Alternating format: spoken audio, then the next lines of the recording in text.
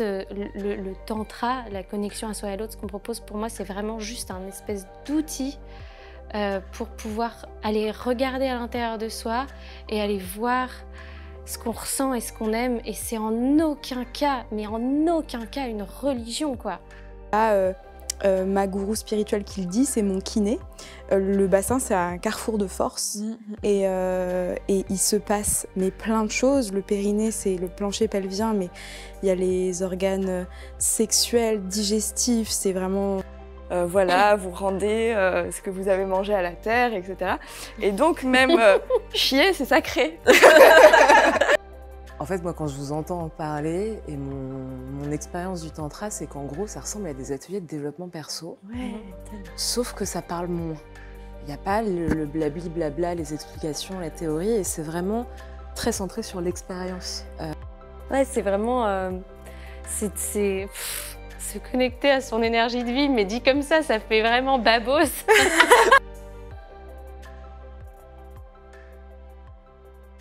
Hello tout le monde et bienvenue dans cette vidéo, j'espère que vous allez bien, c'est le 8e épisode des Pillow Talk déjà et en même temps ça fait déjà beaucoup de contenu, je sais pas si vous êtes là et que vous les avez tous regardés au fur et à mesure mais bravo. Faites une petite flamme dans les commentaires pour que je puisse remarquer les personnes qui les ont tous regardés et qui les attendent chaque dimanche parce que vraiment c'est un énorme marathon même pour vous de visionnage donc voilà. N'hésitez pas à me faire un petit coucou dans les commentaires avec une flamme, ça me fera plaisir de vous voir. Pour ma part, j'ai pas de trigger warning particulier à vous donner aujourd'hui parce que cette vidéo ne le nécessitait pas. N'hésitez pas par contre à aller voir la vidéo du contexte du projet, la vidéo numéro 0, l'épisode 0, où je vous explique qu'en fait, en même temps que ce tournage, on a fait un événement Sexpo parce qu'on en fait mention dans l'épisode. Et aussi, je vous redéfinis pas tous les gestes comme ça qu'on peut faire dans les vidéos. N'hésitez pas à aller regarder l'épisode 1 où je vous rappelle en introduction les gestes si c'est quelque chose que vous connaissez pas. C'était juste un moyen de communication qu'on a mis en place pour ne pas se couper la parole. Sinon, on se retrouve mercredi, comme chaque mercredi, en live sur Twitch pour continuer la discussion sur ce sujet, sur le sujet du dimanche. Donc n'hésitez pas à nous rejoindre pour venir parler de Tantra en direct avec nous. Vous avez tous mes liens, Twitch, etc. En barre d'infos. Aussi, on parle d'associations dans cette vidéo de Tantra. N'hésitez pas à aller regarder aussi, pareil, la description. Je peux aussi prendre ce temps pour vous rappeler d'aller regarder, pourquoi pas, ce qu'on fait, nous, dans la bulle. Pour rappel, si vous n'avez pas vu l'épisode 1, en fait, je vous le disais en introduction, mais avec plusieurs personnes qui étaient d'ailleurs présentes sur les Pillow Talk. Donc, Dani, que vous avez dans cet épisode, et Nova, qui sera dans l'épisode de la semaine prochaine notamment. On a monté un collectif Sexpo depuis le tournage des épisodes et on vous propose des événements et notamment jusqu'à maintenant tous les événements ont été complets depuis la sortie d'ailleurs, merci pour ça et n'hésitez pas à aller regarder notre Instagram, notre Facebook pour voir les prochains événements et il y a notamment un week-end qui aura lieu au mois de décembre donc n'hésitez pas à aller regarder tout ça. Aussi, j'en profite pour vous dire merci si vous regardez cette vidéo et si vous faites partie de la communauté SSB que vous me suivez depuis des années, vous avez contribué à ce que cette série existe puisque cette série est totalement financée par Se Sentir Bien qui est ma société. On peut dire d'une certaine manière que c'est autofinancé, c'est pour ça que je suis totalement libre des sujets dans cette série et pour moi, je pense que vous vous en rendez peut-être pas compte mais ça n'a absolument pas de prix donc merci pour ça. Si un jour vous avez acheté un programme, un accompagnement, un coaching, que vous êtes venu en atelier, peu importe, merci beaucoup parce que c'est grâce à vous que je peux proposer ce genre de choses sur la chaîne et n'hésitez pas si vous connaissez pas mon travail à aller regarder la barre d'infos, mon site web, ça se trouve sur sesentirbien.coach, vous avez tout ce que je vous propose en termes de coaching, d'accompagnement, d'événements. Au mois de janvier, on fait une retraite d'écriture de 4 jours. Donc si vous n'avez pas vu ça passer, c'est aussi l'actualité du moment. Donc n'hésitez pas à aller regarder. Vous pouvez aussi rejoindre la communauté. On fait du dev perso au quotidien. Donc voilà, tout ça c'est dans la barre d'infos. Pour l'heure, moi je m'arrête là. Je vous laisse avec cette magnifique vidéo. Vous allez voir que l'échange est super cool. Enfin franchement, j'ai adoré ce tournage. J'ai un peu de mal à dire j'ai pas aimé un tournage, mais en fait cette semaine de tournage était juste dingue. Mais là il s'est passé des choses quand même assez extraordinaires sur le set, donc n'hésitez pas à regarder jusqu'au bout la vidéo. Et pour là, moi je vous laisse. Bon visionnage, à très vite, on se voit mercredi sur Twitch. Ciao. La thématique d'aujourd'hui, c'est sexualité sacrée, tantra. Je pense qu'on va parler probablement de spiritualité. En fait, je ne sais pas trop. C'est vraiment le sujet, pour le coup, où j'ai... Ah non, peut-être c'était TDS quand même. J'allais dire le sujet où j'ai le moins de connaissances. À titre personnel, je pense que TDS c'était pas mal aussi. Enfin, je pense qu'on est à peu près au même niveau. Et donc, moi, je pense que je vais apprendre plein de choses. Et l'intention qu'il y a derrière ce talk et derrière l'ensemble de ce qu'on est en train de faire, de toute façon, pendant cette semaine, c'est de déconstruire les stéréotypes qu'il peut y avoir autour des différentes pratiques sexuelles et aussi de transmettre et d'informer. Donc, voilà, après, ça va dépendre de ce que vous avez envie d'apporter dans ce talk, mais c'est ça l'intention globale. Et pour débuter cette conversation, moi, je pense que ça serait pas mal de se faire un petit tour de cercle avec prénom, pronom et un mot que vous évoque ce talk et la raison qui fait que vous êtes présente ici. Comment vous avez atterri ici, ce matin, sur ces poufs. Et on tourne dans le sens trigonométrique, anti-trigonométrique. Anti-trigonométrie. J'arrive, mon corps il dit non, faut tourner dans son trigo. Anti-trigo et j'arriverai pas.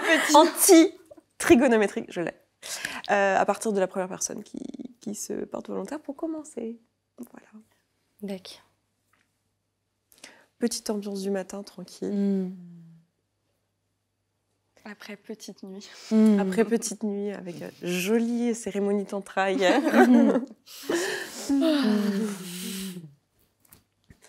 Allez, je commence du coup. Vas-y. Marie-Anne, elle, c'est moi qui vous ai infligé une jolie cérémonie tantra hier. Vous étiez merveilleux. On blaguait tout à l'heure que j'ai peut-être une semaine d'endorphine à traiter, plus celle qu'on va rajouter aujourd'hui sur le dessus. Incroyable. Je suis coach sur les sujets sexualité, amour et relations, et la méthodologie que j'utilise est énormément ancrée dans le tantra. Forcément, quand j'ai entendu que vous aviez un talk prévu sur le sujet, j'ai attrapé le bras de qui de droit pour essayer de me faire programmer. Je suis très très contente d'être avec vous. Merci. Un mot? L'instant. Moi, c'est Célia. Mon pronom, c'est elle. Un mot, je pense que je ne l'ai pas encore. Je ne suis pas sûre d'en avoir un. En tout cas, moi, la raison pour laquelle je suis ici, c'est déjà, je suis professeure de yoga. Donc, je pratique depuis très, très longtemps. Et je m'intéresse énormément à la philosophie, à la pensée indienne. C'est quelque chose que j'essaye vraiment d'inclure dans la manière dont j'approche ces pratiques qui ne nous appartiennent pas, finalement. Et du coup, je gravite un peu autour de tous ces sujets avec un peu de théorie, un peu de pratique, mais c'est le début, quoi. J'y vais doucement.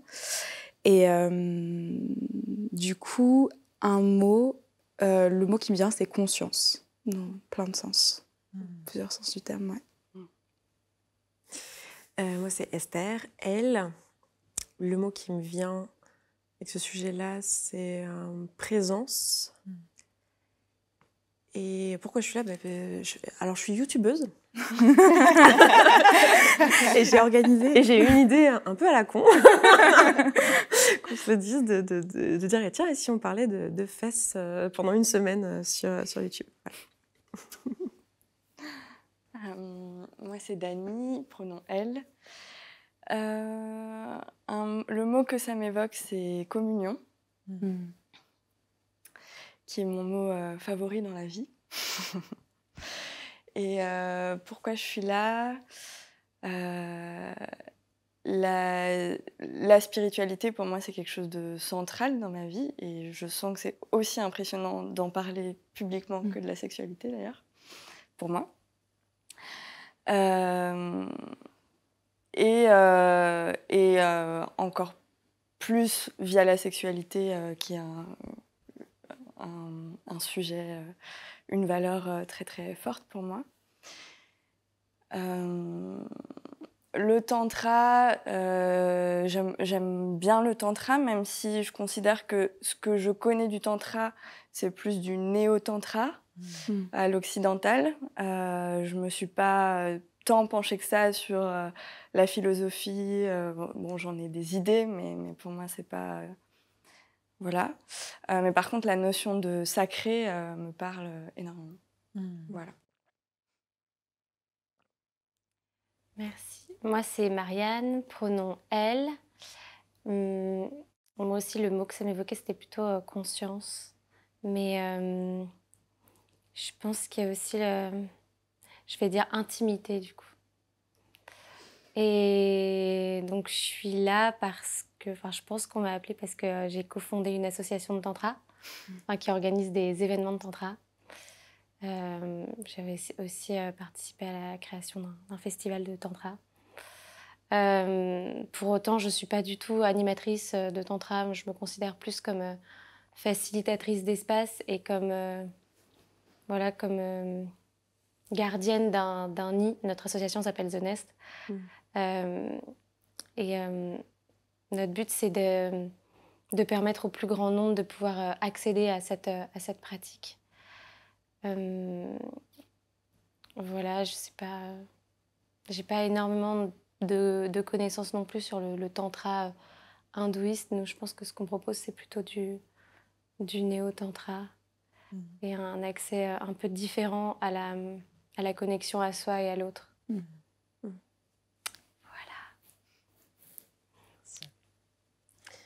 Donc moi, je m'appelle Laura Cherfi, je suis thérapeute sur les questions de l'intime et également coach. Et je suis cofondatrice d'une asso qui s'appelle Les Chahuteuses, qui travaille autour des sexualités joyeuses depuis 2013, dont Marianne fait aussi partie.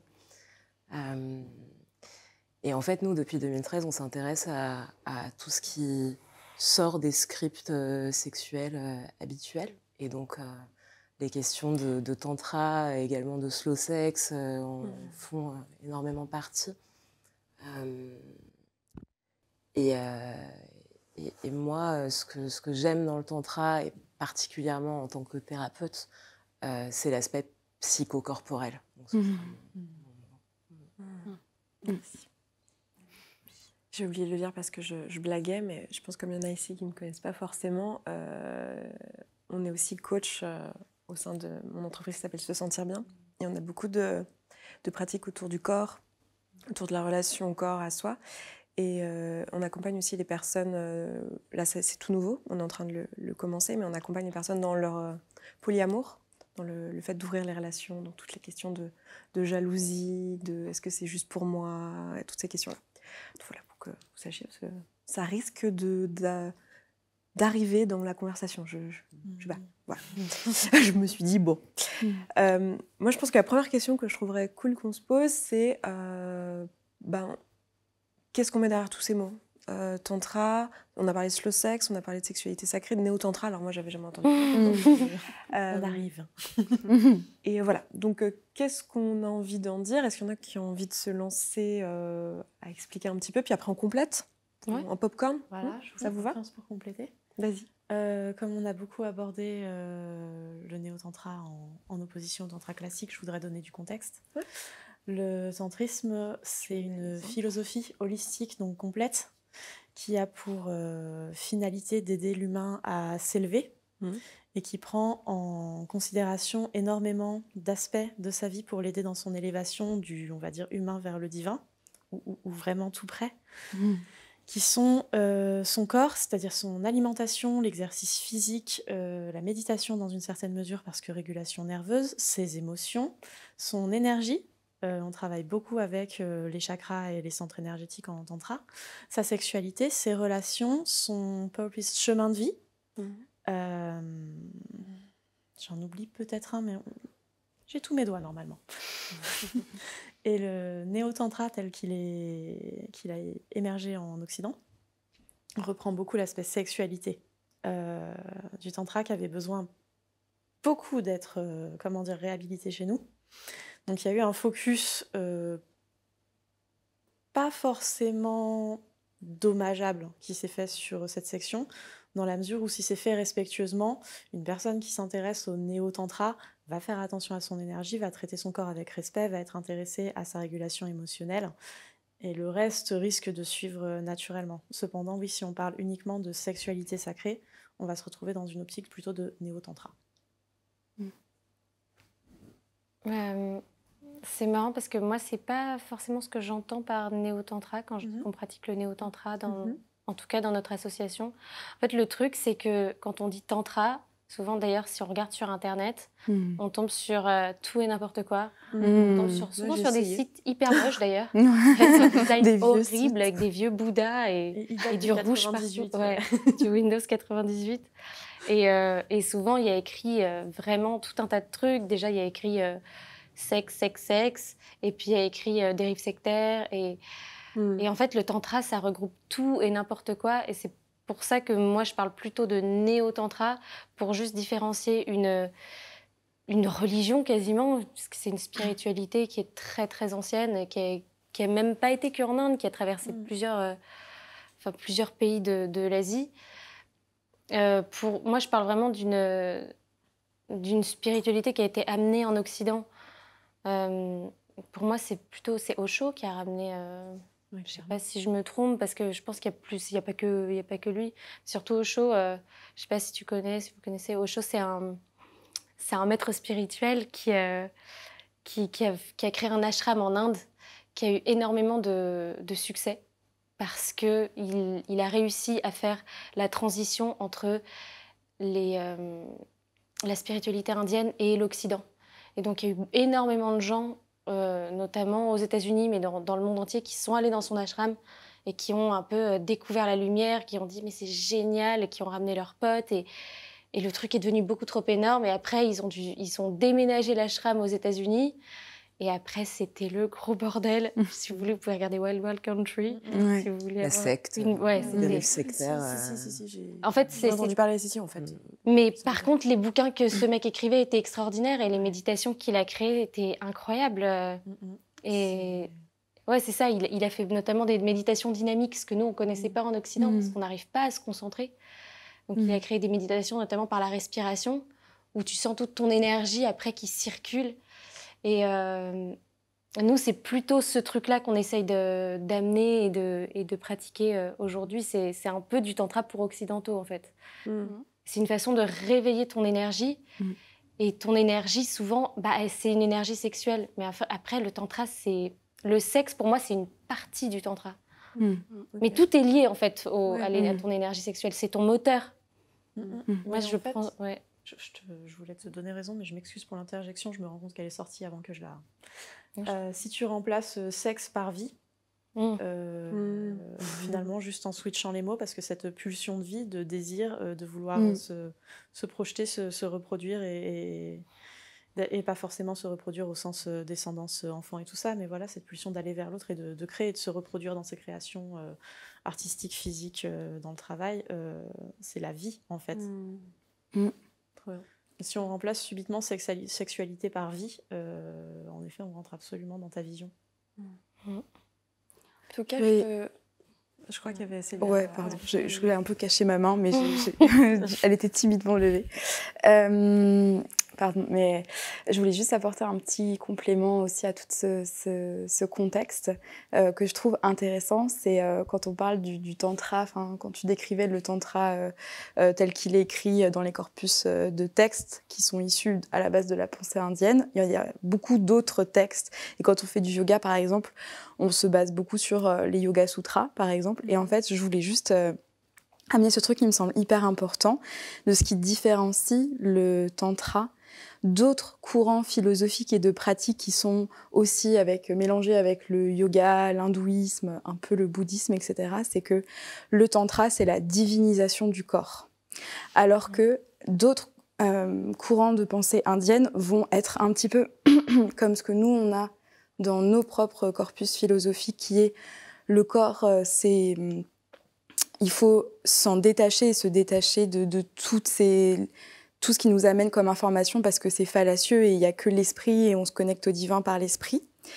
Il y a un petit peu ça qui existe, je tire à gros traits, mais qui existe dans certains courants de pensée de yoga, ça existe aussi, mais le tantra, c'est tout l'inverse. Et du coup, je trouve ça hyper intéressant, comme dans la pensée indienne, il y a tout et son contraire sur le rapport au corps, et le tantra, c'est vraiment ce truc de le corps, c'est ton support pour accéder au divin. Et du coup, le corps est divinisé. Et c'est pas du tout... c'est très spécifique au tantra. Et puis c'est en opposition très forte avec notre culture judéo-chrétienne qui rentre complètement dans ce que tu disais sur voilà, le corps, c'est le mal, toutes les pulsions qu'il y a dedans à il faut en faire, et donc il faut s'élever. Sauf que moi, ça me ramène à cette idée de psychocorporel.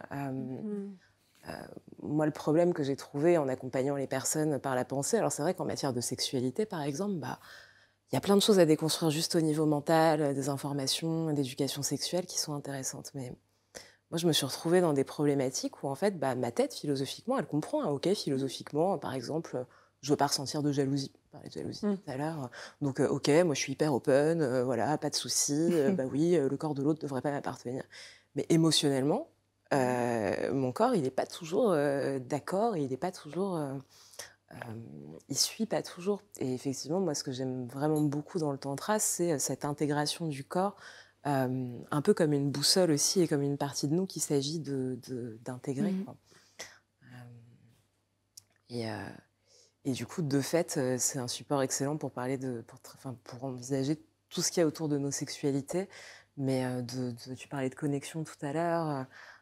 Et de tous les sujets dont tu parles aussi, tu vois, même la mission de vie, qu'est-ce que je fais sur cette terre, comment j'ai envie de contribuer, si je me retrouve dans un job qui est bon pour ma tête, mais mon corps ne suit pas et est frustré, parce qu'émotionnellement, ça ne m'intéresse pas, ça va être compliqué, quoi. Qu'est-ce que tu en penses, Dani? Tu vois, il y a des choses à rajouter? Tellement. Oui, je voulais revenir sur le néo-tantra. Pour moi, j'appelle ça néo-tantra aussi parce que j'ai l'impression que, dans ce que j'ai expérimenté dans le tantra, il y a aussi, notamment dans des groupes de tantra autogérés, moi j'arrive, je connais rien à la philosophie derrière et je peux proposer un exercice, je peux être créative, et pour moi il y a plus comme une intention à travers la relation, le toucher, la connexion à l'autre, d'être dans une certaine... dans un certain type de connexion, de communion, effectivement, de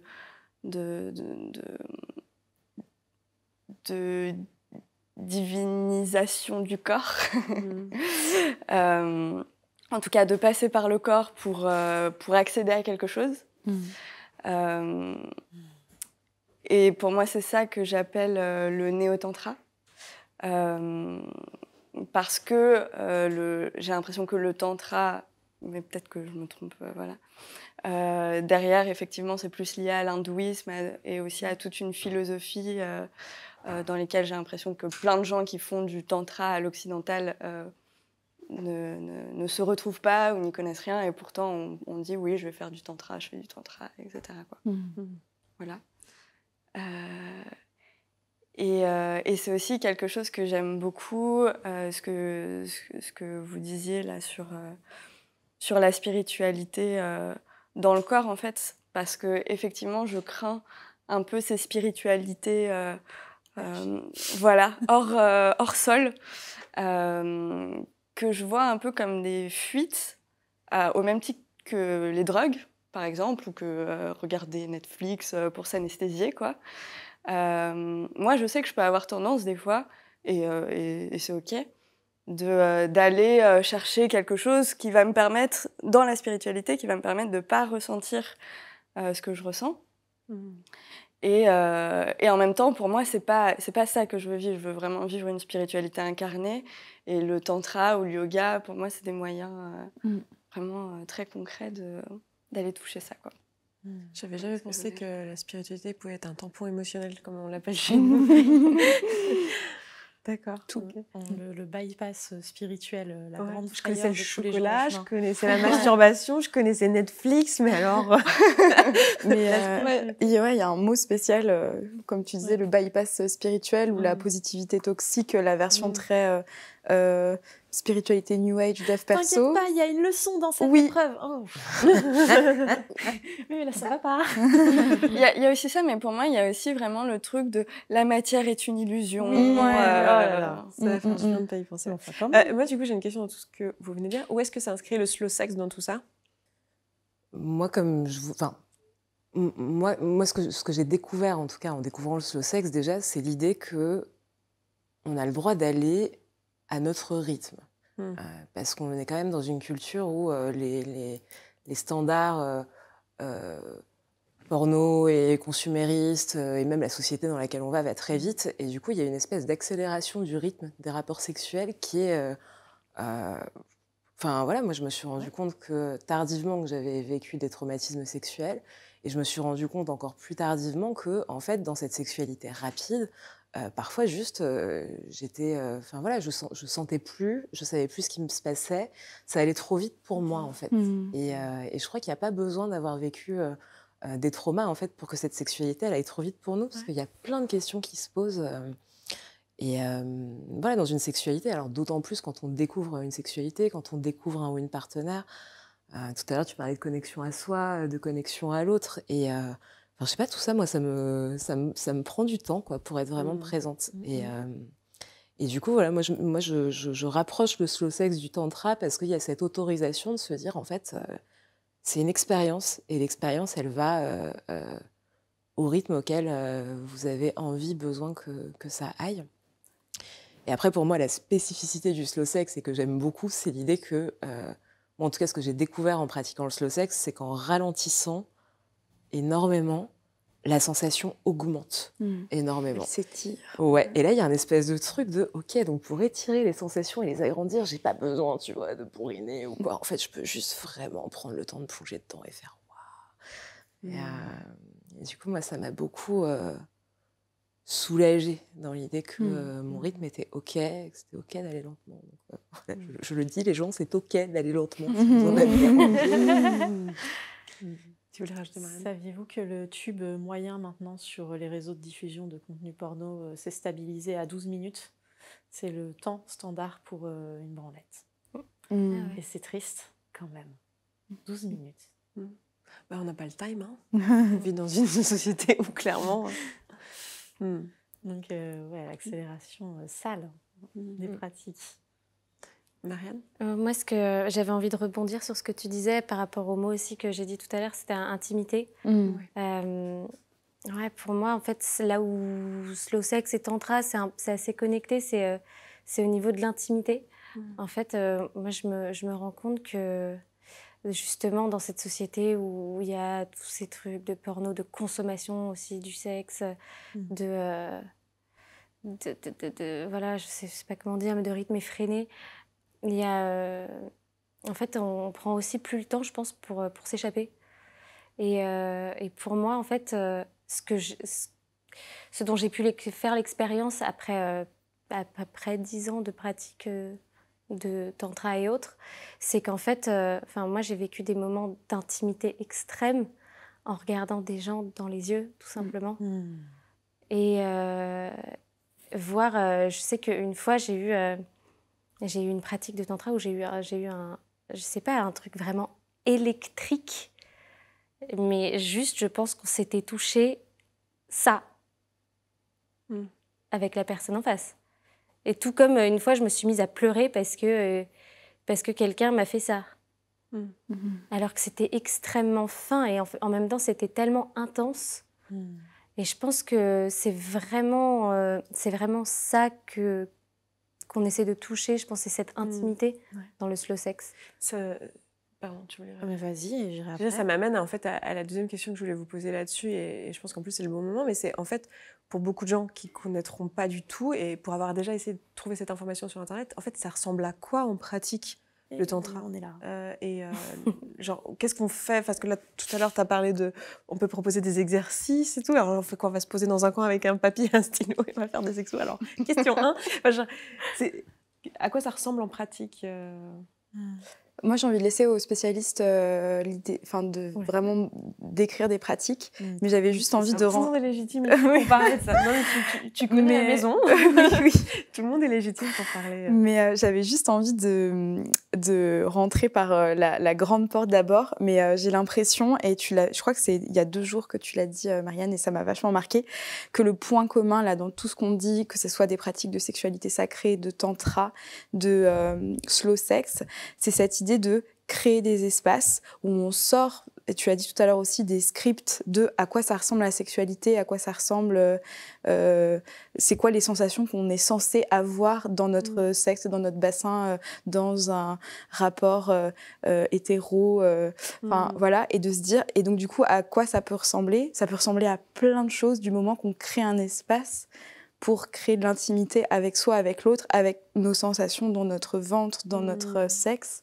Et du coup, il y a des pratiques qui sont plus connues que d'autres, mais j'ai l'impression que c'est hyper varié, et que ce soit dans un truc de slow sex avec quelqu'un ou avec soi en masturbation, que ce soit même une séance de yoga où on va aller dans notre shavash, vous savez, cette posture à quatre pattes, on va aller vraiment se concentrer sur la zone. On est déjà dans une pratique comme ça pour moi, mais après, il y a plein de choses qui sont facilitées. Du coup, est-ce que ça serait pas mieux si je reformule ma question d'une autre manière, qui serait, est-ce que vous pouvez nous partager un moment où vous avez fait une pratique qui vous a marqué? Ça peut être une pratique en général que vous avez pratiqué plein de moments mais que vous aimez et qui vous plaît, un exercice, une pratique, ou un moment précis, une anecdote précise d'un moment où il s'est passé quelque chose que vous avez envie de partager pour donner une idée de à quoi ça peut ressembler en guise d'exemple. Évidemment, on ne va pas être exhaustif, enfin, vous le savez, mais on ne va pas être exhaustif en 1h30 et avec 6 personnes sur un set, mais ça nous donnera une idée de ce à quoi ça peut ressembler. Ça vous va? Vas-y. Bien. Avant de donner un exemple concret, moi, ce qui m'est venu aussi, c'est la pleine conscience, en fait. Que ce soit le tantra, voilà, c'est être vraiment avec la sensation et ce qui est là maintenant. Et tu vois, quand tu faisais ça et l'extase que ça a créé en toi, moi, ça m'a rappelé une autre pratique qui est a priori pas tantrique, mais qui pour moi est du même ordre. Régulièrement, je vais au village des Pruniers, donc c'est un monastère bouddhiste, où on pratique beaucoup la pleine conscience, tout en pleine conscience, manger en pleine conscience. Et au village des Pruniers, il y a des prunes. Il y a des pruniers. Et je me rappelle d'une prune que j'ai mangée, mais j'en ai pleuré, quoi. Tellement j'étais présente avec les sensations et le goût, et je sentais tout dans ma bouche, et c'était vraiment extatique, quoi. Autant, voire plus que certains orgasmes. Et j'ai des souvenirs en tantra où juste regarder une personne dans les yeux et être guidée avec une certaine respiration et juste se plonger dans la pupille et d'un coup il y a quelque chose qui se dilate et ouais, une espèce d'expansion et de communion, enfin voilà. Par exemple. Et avant qu'on te réponde sur les expériences, il y a une citation qui tourne depuis 10 minutes et qui attend de sortir pour vous donner raison à tout en même temps. D'Osho en plus, c'est que si dans le sexe on arrête de chasser les sensations pour aller vers la sensibilité, là on commence à rentrer dans le tantra et le slow sex. Donc je suis casse-pied avec ma question de... Mais en pratique, on va sortir de là. On va le faire, mais c'est vrai que j'ai vu beaucoup d'épuisement dans ma pratique et celle d'autres personnes que j'adore, du sexe hétéro, classique, normé, performatif. On va faire un truc qui ressemble à du sexe et essayer d'y prendre du plaisir au passage. Épuisant. Parce que si on passe pas un bon moment, on se dit, va falloir le faire plus fort. Ça marche pas, tu peux aussi arrêter de le faire, c'est possible. Marianne? En fait, les gens ont souvent très peur du tantra. En fait, les pratiques sont extrêmement simples et extrêmement impliquantes en même temps. C'est ça qui est assez fou. Et moi, j'ai amené pas mal... Je viens d'un milieu d'école de commerce au départ. Donc, j'ai des amis normaux. Ça nous arrive. Et tu les as. Et en fait, quand il y en a qui osent venir faire du tantra, souvent ils ressortent et ils me disent mais c'est ça. Je pensais pas que... En fait, souvent ils imaginent des espèces d'énormes orgies avec des gens qui hurlent tout nus en faisant du sexe comme dans les espèces d'images qu'on peut voir dans Wild Wild Country. Et une pratique simple, c'est vraiment de se poser en face d'un partenaire et de juste le regarder dans les yeux.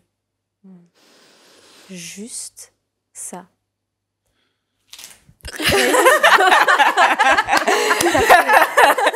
Voilà. T'as vu la puissance. approuve. J'aimerais qu'on envoie tous une pouce à Marie qui vous fait tomber des objets par la conviction. Et moi, je le répète, enfin, ce qui me vient, un exercice qui m'avait transcendé une fois, c'était bon, un petit peu plus que ça. C'était que d'abord, on se regardait dans les yeux avec un partenaire, puis après, on changeait. Et on devait découvrir un partenaire, on devait fermer les yeux et se découvrir du bout des doigts. Vraiment juste ça. Et en fait, rien que ça, c'était... Mettre de la conscience sur le bout de mes doigts, c'était hyper électrique. Et après, la consigne, c'était de se découvrir sans les mains. Donc, t'allais tout doucement te découvrir sans les mains, mais très, très, très doucement. Et c'était complètement fou. C'était bien plus intense, en fait, que beaucoup de choses que j'ai pu avoir avec des gens... Enfin, je sais pas comment dire, mais c'est beaucoup plus intime. Et après, voilà, l'exercice de base du tantra, c'est ce qu'on appelle la vague. Donc, j'explique comme ça, on aura la vraie pratique. Et on ne la fait pas, nous, toujours dans les soirées The Nest, parce qu'elle est quand même assez impliquante. Surtout quand c'est la première fois et que tu viens d'un milieu très occidental, pour qui le corps, c'est juste coucher avec des gens en boîte ou je sais pas. Enfin, ça se fait à deux. Donc le tantra, et ça j'aimerais qu'on y revienne peut-être plus tard, mais le tantra un peu old school, il est assez hétéronormé. Et nous on essaie de changer ça aujourd'hui. Donc dans le tantra old school, l'homme se met en bas et la femme dessus. Nous on fait plus ça parce qu'on trouve que ça n'a pas de sens. Mais donc partenaire numéro 1 est assis comme ça. Partenaire numéro 2 s'assoit dessus avec les jambes ici. Et en fait il y a un échange d'énergie, de respiration entre les deux partenaires qui sont l'un près de l'autre. Après, ça peut se faire un peu plus loin quand on n'est pas encore très à l'aise. Et on peut se regarder dans les yeux si on veut plus d'intimité. Et l'idée, c'est qu'il y en ait un qui... C'est comme ce que tu as animé hier soir. Il y en a un qui donne par le cœur et reçoit par le sexe la respiration. Et l'autre fait le mouvement inverse. Et donc, il y a un échange d'énergie qui se fait. Et ça peut être, si c'est fait en conscience, hyper excitant, hyper électrique. Surtout en plus dans le fait que tu ne passes pas à l'acte, tu es juste en train de faire un échange d'énergie avec l'autre. Ça peut créer énormément de choses. Ça peut aussi t'amener, ça t'amène pas forcément de l'excitation, ça peut t'amener des pleurs, ça peut t'amener du rejet, ça peut te faire revivre des choses. C'est là que le tantra n'est pas que sexuel, mais c'est vraiment une expansion de ta conscience, ça réveille énormément d'émotions et c'est avec ça que tu peux danser et c'est chouette. Ouais, en fait, moi, quand je vous entends en parler, et mon expérience du tantra, c'est qu'en gros, ça ressemble à des ateliers de développement perso. Ouais, tellement. Sauf que ça parle moins. Il n'y a pas le blabli, blabla, les explications, la théorie, et c'est vraiment très centré sur l'expérience que les personnes vont pouvoir partager et sur l'idée que chacun ou chacune va repartir de ses expériences en faisant ses propres apprentissages, quels qu'ils soient. Donc, il y a quelque chose de très respectueux du chemin de vie de chacun. Il y a quelque chose effectivement de très dans l'ambiance, parce que pour être connecté à ce qu'on ressent, voilà, il y a quand même une posture globale que moi, il y a des parties de moi qui étaient agacées par ça, très clairement, en arrivant, parce que c'est vraiment la caricature New Age, voilà, où l'ambiance collective, elle est dans cette espèce de truc de... Et puis ça va taper des ombres de notre culture, d'avoir des gens qui... expriment verbalement leur ressenti, genre voilà, en fait, on n'est pas du tout habitué dans notre culture à être connecté à nos émotions. Et comme tu le disais, pour les personnes qui sont en recherche de sensations, et donc là, il y a plein de problématiques et d'enjeux sexuels qui peuvent aussi amener au tantra, bah, en fait, c'est des ateliers, des expériences qui permettent de se connecter à notre émotionnel. Et donc parfois, on va chercher... de l'amour, du plaisir, de la joie, et puis en fait on va tomber sur de la tristesse, de la colère, etc. Mais du coup, plus on est dans cette expérience émotionnelle, plus on arrive à circuler en fait dans nos cycles émotionnels, et cette question du divin, c'est aussi depuis quel endroit est-ce que j'accepte ces émotions, depuis quel endroit je les accompagne, et donc voilà, pour moi, c'est du développement perso avec un focus corps et émotion. Voilà. Mhm. Et une ambiance un peu New Age, il faut le dire. Mais il y a des trucs sympas à la clé. Donc voilà. Désolée si je digresse, mais j'ai envie de rebondir sur ce que tu dis. Ça me paraît hyper important, en effet. Ce qu'il y a d'intéressant pour moi et ce qu'on va chercher, je pense, dans cette espèce de néo-tantra, nous les Occidentaux qui aimons bien quand même comprendre ce qui nous arrive.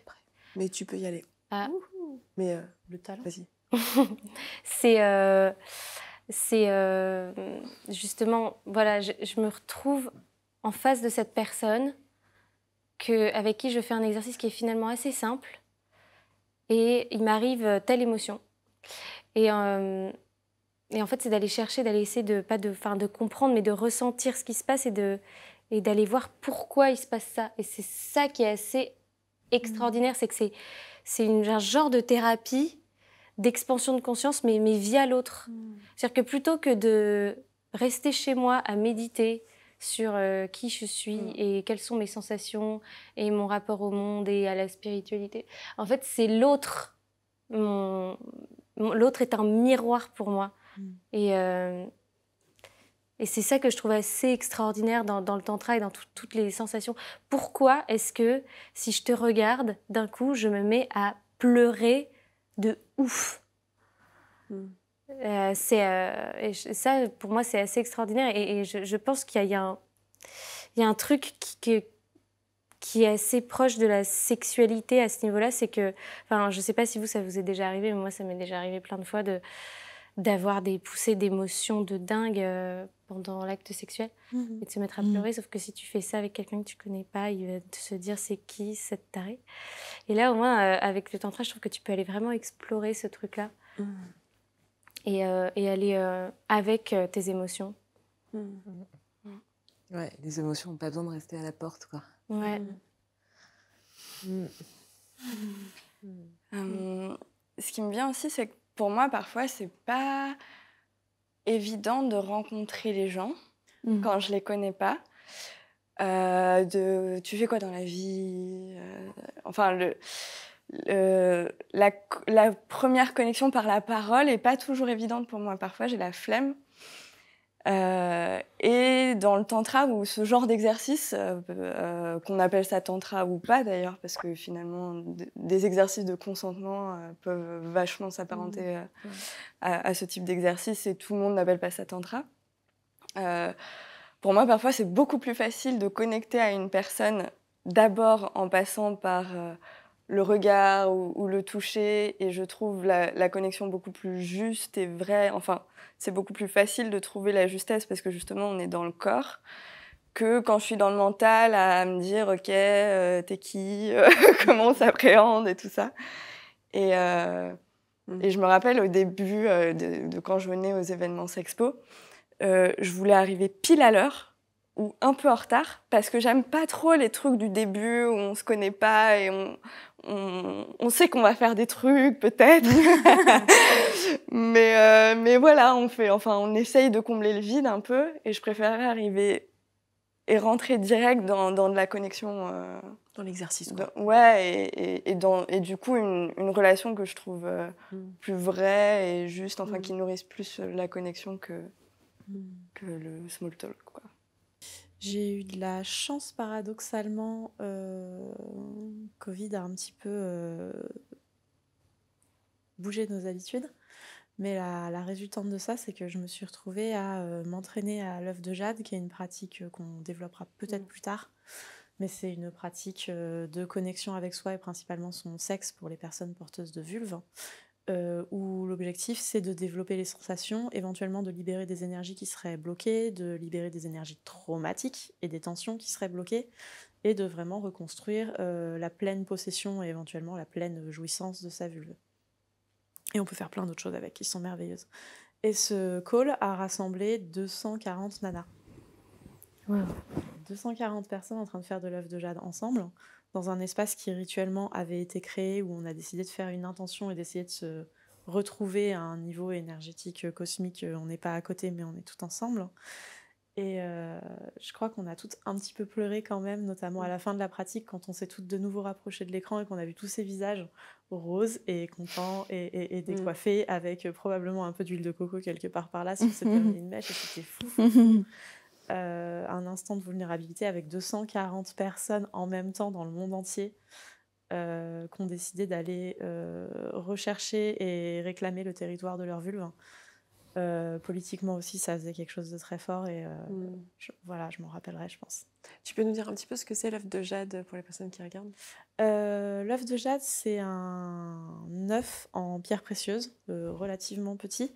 Et maintenant, il y a des gens qui commencent à en faire en verre, pour passer à côté des problèmes éthiques de l'extraction des pierres. Qu'on est invité à s'insérer ou pas dans le yoni, qui est le sexe féminin, pour aller travailler par exemple des petites contractions autour et voir à quel point et comment on le sent, l'inviter par une contraction bien travaillée à remonter ou à redescendre. Et si vous êtes branché par tout ce qui est lithothérapie, l'énergie des pierres, vous pouvez aussi par exemple choisir un quartz rose si vous avez besoin de vous reconnecter à l'énergie de l'amour de soi. Si vous n'êtes pas branché par la lithothérapie, quand même choisir un quartz rose en disant aujourd'hui j'ai envie de penser à l'amour de moi et le rose c'est joli et je suis magique alors je mérite un beau caillou, ça marche aussi. J'ai trop de cailloux maintenant. Et donc l'œuf de jade, c'est une pratique ancienne qui était utilisée en Chine notamment, mais qui a fini par imprégner les pratiques tantriques et être récupérée. Je ne sais plus à quelle période, je ne veux pas dire de bêtises. Et c'est très très puissant justement pour cette qualité de présence, de pleine conscience, de recherche de la sensibilité et pas de la sensation, et cette divinisation du corps. Mais partager... Ouais, Vas-y. ouais, moi j'ai pour aussi dans cette intention de partager des trucs très très simples. Moi ces derniers mois, attention le micro, je suis blessée à la hanche gauche, j'ai une tendinite qui persiste et quand on fait du yoga, qu'on est prof de yoga, ça demande de s'y pencher sérieusement. Et donc du coup ça, couplé à les découvertes de toutes ces pratiques, j'ai fait énormément de petites choses, juste de connexion au bassin. Et je veux dire, c'est pas ma gourou spirituelle qui le dit, c'est mon kiné. Le bassin, c'est un carrefour de force. Et il se passe plein de choses. Le périnée, c'est le plancher pelvien, mais il y a les organes sexuels, digestifs. C'est le lien entre plein de choses. Il y a le sexe, enfin la vulve, tout ça. Ça, c'est vraiment... Et comment est-ce que, dans des choses très simples, le simple fait d'aller mettre son attention dedans, il y a quelque chose qui se réveille. Et parfois, ça se réveille pas, parfois il se passe rien. Mais cette attention-là particulière, quand on est en posture de la montagne, en yoga, on est juste debout. Et vraiment j'imagine ou je ressens l'énergie, c'est la même chose. En fait, je peux juste imaginer que je tire l'énergie de la terre par mes pieds et que ça arrive jusqu'au bassin. Et tout de suite, ça active des choses. Et je trouve que cette connexion à notre bassin, en plus, là encore, c'est mon kiné qui le dit, le fait qu'on est assis, ça crée des raideurs musculaires. Enfin, il y a moins d'espace, en fait. Et donc, le simple fait, pour sa santé physique, de créer de l'espace dans son bassin avec des mouvements, avec du yoga, avec de la marche, avec de la danse, enfin, que sais-je, mais de le faire en conscience, d'avoir une pratique corporelle consciente dessus, pour moi, c'est vraiment en ce moment ce qui m'empouvoir le plus. J'ai encore touché mon micro. Ce qui m'empouvoir le plus et ce qui m'amène le plus dans tout ce que vous décrivez depuis tout à l'heure, et toutes ces pratiques, je les trouve merveilleuses aussi. Et parfois, c'est vachement chouette de faire une nouvelle expérience, un truc chargé de sens, très impliquant, engageant, et puis parfois de revenir à des choses plus simples. Je trouve ça hyper intéressant de naviguer entre tout ça. Amour à nos soignants New Age qui nous suivent dans nos expérimentations et éventuellement linkent ça avec leurs pratiques. Parce que j'ai une ostéo maintenant qui, quand elle travaille une zone, me dit quelle zone elle travaille pour que je puisse essayer de libérer l'énergie en même temps. On est contente. Il y a un autre type de pratique qui me vient, du coup, pour un peu montrer la diversité aussi. C'est au contraire des pratiques très intenses. Et d'ailleurs, ça m'y faisait penser quand tu parlais. Moi aussi, parfois, je peux sentir un peu d'agacement, d'un côté un peu trop éthéré, comme ça. Et moi, j'aime bien aussi Team BDSM en force.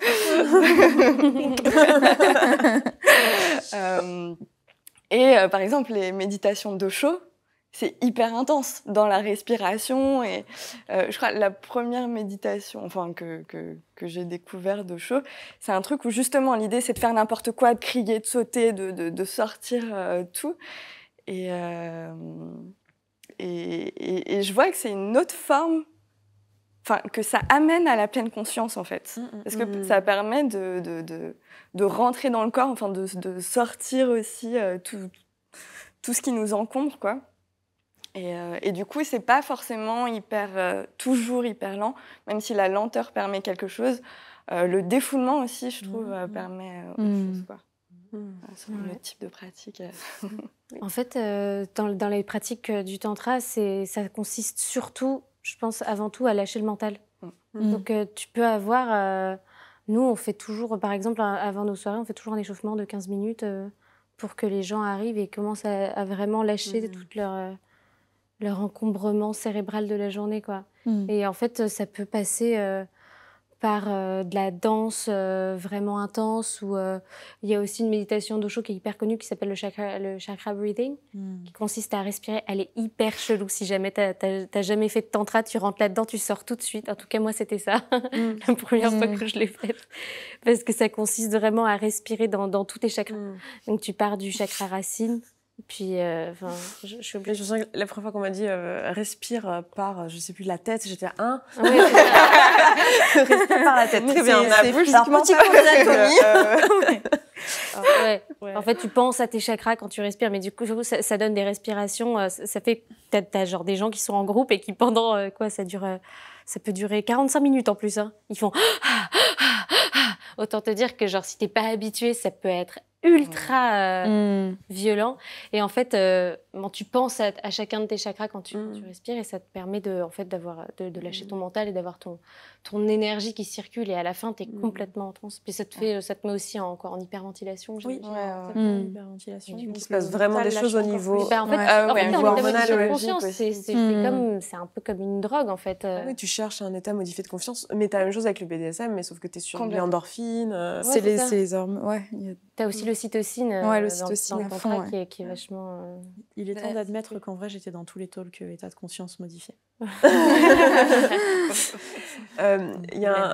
Dans cette intention de lever un peu tous les stéréotypes autour de tous ces sujets-là, j'ai envie de vous partager un petit peu moi, ma vision et un peu mes craintes, parce que je pense qu'en fait, elles sont certainement celles de beaucoup de gens, vu que je suis presque la newbie avec le regard extérieur là aujourd'hui, même si bon... Développement personnel, je connais un peu, quoi, mais un chouï.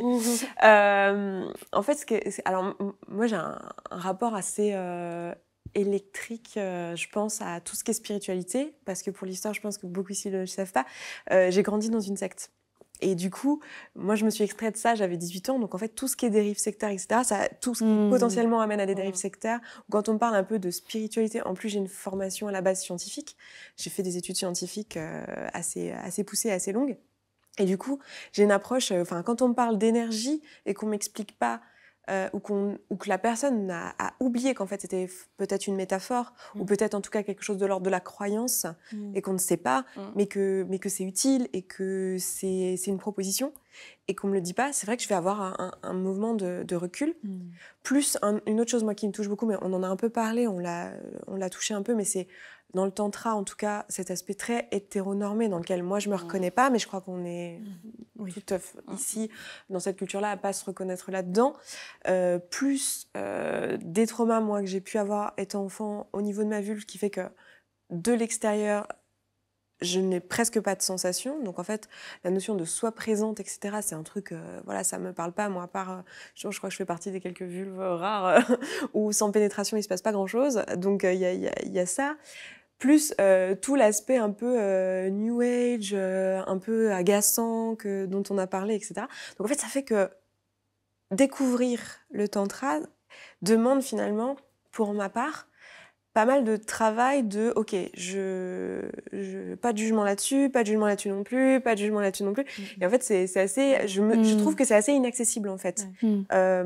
Alors c'est probablement lié à mon histoire perso, mais je pense que les personnes qui nous regardent peuvent se connaître là-dedans, même si leur histoire n'est pas exactement la même, parce qu'on a des points communs quand même dans toutes ces choses-là. Et du coup, pour partager moi une anecdote de pratique de tantra que j'ai eue une fois, je suis allée à un atelier. En fait, c'était un massage tantrique de la vulve.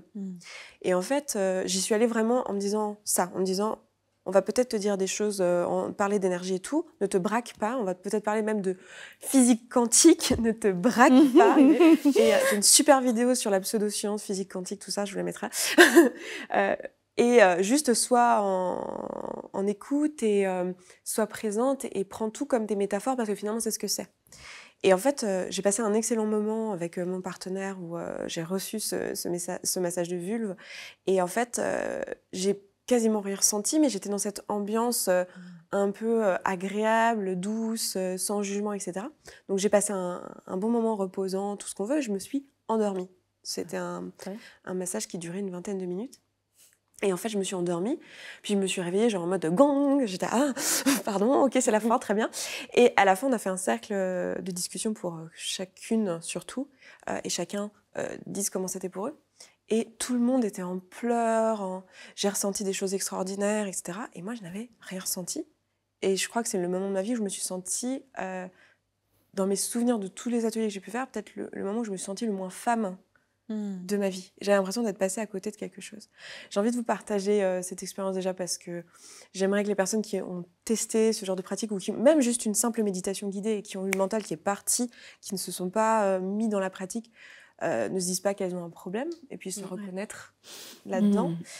Et aussi peut-être pour vous le proposer et voir ce que vous, ça vous évoque dans cette discussion, tout ce que je vous raconte là, parce que je pense que ça peut apporter beaucoup. J'ai monopolisé un peu la parole. Non, c'est hyper ok. Déjà, je pense que Laura amènera beaucoup de choses superbes dessus, mais en expression somatique du corps, la croyance avec laquelle on roule beaucoup dans ces ateliers, c'est que ton corps va te donner autant que tu es capable d'encaisser le jour J. Et donc, s'il a décidé que c'était le moment d'aller dormir, que ce soit parce que tu étais tellement bien ou au contraire parce que là, ça commençait à faire trop, peut-être, c'était pas si mal. Pour répondre aux a priori que tu as, moi j'avais 2 éléments de réponse, ou en tout cas qui sont hyper importants pour moi. La première chose, c'est vraiment beaucoup se renseigner pour trouver le bon espace et les bons facilitataires. Parce que je comprends très bien le côté, si c'est trop déclaratif, on va citer Einstein qui a ses propos twistés dans tous les sens, ou on va citer la physique quantique, ou peut-être qu'on va jargonner et on va juste parler beaucoup d'énergie. Enfin, moi, ça m'active pas qu'on parle d'énergie, mais il y a un certain moment où j'ai l'impression que, pour le coup, quand on dit tout est énergie, tout est vibration et qu'on est vraiment là-dedans, pareil, ça me parle moins, c'est moins ancré dans quelque chose de concret pour moi. Donc, à la fois, bien sûr que l'espace soit safe, que, enfin, bon, vous savez tout, que la rhétorique, comment est-ce qu'on explique, comment est-ce qu'on guide les pratiques, ça te parle et ça t'emmène. C'est hyper difficile de trouver les bons praticiens, praticiennes pour ça, en fait. Et ça mérite vraiment de s'y pencher parce que l'expérience change du tout au tout en fonction de la personne qui facilite. Et donc, si toi, du coup, quand on se connaît et qu'on sait que typiquement des atmosphères de manière qui sont new age, de manière complètement décomplexée, c'est vraiment pas pour nous, ne pas y aller. Et du coup, le deuxième critère aussi pour choisir les espaces, c'est le degré de respect, ou comment est-ce qu'on honore le fait que on est en train de pratiquer quelque chose qui vient d'une partie du monde qui a été colonisée, et que c'est ce chemin historique qui a amené la pratique à nous et qui fait qu'on l'utilise dans nos enjeux à nous, qui sont capitalistes, qui sont occidentaux, etc. Et alors moi, je me suis énormément posé cette question. J'ai mis beaucoup de temps avant de m'inscrire à une formation de professeur de yoga parce que j'avais vraiment du mal avec ces questions-là d'appropriation culturelle. J'ai pas résolu ces questions. C'est vraiment, c'est compliqué. Moi, ma solution, c'est de beaucoup m'éduquer auprès de personnes concernées. Donc, je suis des autrices et des professeurs de yoga qui sont notamment indo-américaines, et c'est vraiment leur expertise, c'est ça. Mais là, je parle que du yoga. Et pour moi, ma solution, c'est la recontextualisation.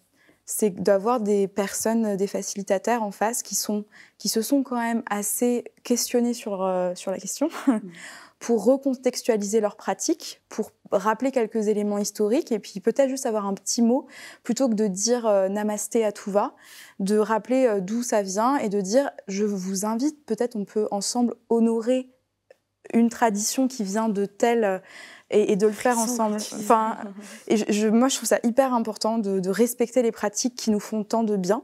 Vraiment, c'est quelque chose qui m'anime énormément. Mais j'ai pas de solution parfaite. C'est très compliqué. Donc voilà, pour ces questions-là. Mais clairement, la recherche du bon espace et des bons facilitateurs sur toutes ces questions, ça peut prendre du temps pour moi. Ouais. Ah, ça me touche vraiment ce que tu dis et merci de mettre ça en lumière parce que je pense que en effet c'est aussi une des nouvelles choses qu'on veut apporter notre génération, je pense à tout ça. C'est parce qu'on les voit là, moi je les appelle les boomers du tantra, c'est pas très sympa. C'est vraiment ça. C'est vraiment ça, ouais. Ils sont chouettes parce qu'ils nous ont amené cette pratique, mais il y a beaucoup de choses pour moi qui sont plus du tout OK dans la façon dont c'est pratiqué aujourd'hui. Et déjà, est-ce que c'est juste pour nous de parler de tantra? Parce que clairement, ce mot, en fait, ouais. Ce mot, nous, on communique très peu dessus, en fait. C'est dans tous nos groupes. Notre association, elle s'appelle The Nest, et on parle plutôt de connexion à soi et à l'autre. Et moi, je suis toujours un peu mal à l'aise de parler de tantra, parce que déjà, ça veut tout dire et rien dire. Il y a tout de suite un côté spiritualité, il y a tout de suite... Et puis voilà, c'est ça, c'est qu'en fait, on est allé leur prendre leur truc, et puis qu'on l'a déformé, on en a fait notre produit à nous, les Occidentaux, pour... se reconnecter et en fait on en consomme finalement parce que c'est un business c'est un marché, ouais. Du coup moi là vous me posez question, je me dis est-ce que ça vaut le coup même que je continue moi à employer ce terme mais c'est une vraie question et je trouve ça intéressant de se dire qu'en fait on s'est approprié certaines choses, mais en fait, peut-être plutôt que de le voir comme de l'appropriation, aujourd'hui se dire, bah, tiens, en fait, qu'est-ce que moi je vais en faire avec ma culture et je l'adapte, parce que c'est ça qu'on disait dans les exercices que vous avez proposés tout à l'heure, c'est vraiment des choses qui sont adaptées à notre culture, et finalement, c'est plus... Après, il y a beaucoup de gens qui critiquent ça aussi, et moi, je ne sais pas ce que j'en pense, et comme tu dis, je pense qu'il n'y a pas de... C'est difficile, mais peut-être juste d'avoir cette humilité, de se dire, bon, bah, ça, je l'ai pris à ça, ça, je l'ai pris à ça. Et puis, en fait, j'en fais quelque chose qui est propre à ma culture, ma génération. Et Alors, pour te faire rire brièvement, je traversais Tulum un jour au Mexique. Et je suis passée avec horreur devant un beach club qui proposait une tantric dinner experience. Et des sushis. On consomme. Ouais, on consomme. Ouais, on est vraiment dans la consommation. Et au-delà, moi, je vois quand même avec délectation des sagesses issues des sutras traditionnels qui sont en train d'être découvertes par la science moderne. Probablement qu'ils ont eu l'idée d'aller découvrir, chercher, prouver et mesurer ça sous imagerie médicale parce que colonisation et ramenage des pratiques et constatation globale que quand même méditer ça fait du bien. Mais sous imagerie médicale, on commence quand même à mesurer comment est-ce que votre cerveau change physiquement quand vous méditez régulièrement. L'expression somatique aussi des émotions, maintenant c'est mesurable. Donc on a quand même aussi maintenant une jonction qui est en train de se faire entre des sagesses anciennes et de la science moderne qui nous permettent de dire on a très probablement regardé par là parce que colonisation, on a aussi construit dessus, il y a des choses qui ont été amenées et peut-on rêver ou pas, je sais pas, que l'Occident se serait mis à méditer un jour parce qu'il se serait rendu compte tout seul que ça fait du bien. J'en ai aucune foutue idée, mais je suis contente de savoir qu'on ne s'est pas contenté de piller et de consommer, on a aussi construit ensuite. Je veux bien... alors, tes craintes, j'ai vraiment beaucoup les mêmes. Et d'ailleurs, même j'ai été surprise d'être invitée sur ce talk-là, parce que je me suis dit, tantra... Et après, finalement, en réfléchissant avec Will, j'ai fait, oui, c'est vrai que j'ai des expériences, machin. Mais moi, j'ai l'impression que ces dernières années, justement, je m'en suis beaucoup éloignée. Et c'est pour ça que, pour moi, c'est important de parler de néo-tantra, parce qu'effectivement, pour moi, j'ai l'impression que ce que je pratique dans les ateliers de tantra, enfin en réalité j'en sais rien, mais n'a potentiellement rien à voir avec le tantra en réalité, quoi. Et du coup, je suis assez vigilante, enfin j'essaye de l'être. Et en même temps, je vois que du coup maintenant, vu que c'est dans le vocabulaire sexpo, je l'utilise un peu comme une facilité de langage. On va faire une soirée tantra, on sait à peu près l'ambiance que ça va être à côté d'une soirée BDSM. Mais du coup aussi, ce qui m'a fait venir, c'est la notion de sexualité sacrée, qui me parle beaucoup plus, et même que je vois presque comme un néologisme. Pas parce que la sexualité, c'est sacré, plus sacré qu'autre chose, mais parce que je me dis que dans l'absolu, tout peut être sacré. Le sacré, pour moi, c'est une intention portée à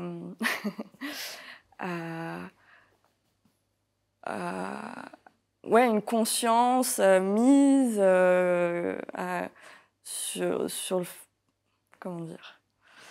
Pour moi, je relie beaucoup la spiritualité à la communion. Donc le fait que je fais partie de quelque chose de plus grand que moi, des choses comme ça. Et très concrètement, quoi. À un moment, je vais retourner à la Terre, mes cellules vont devenir autre chose, et je fais partie d'un cycle, en fait.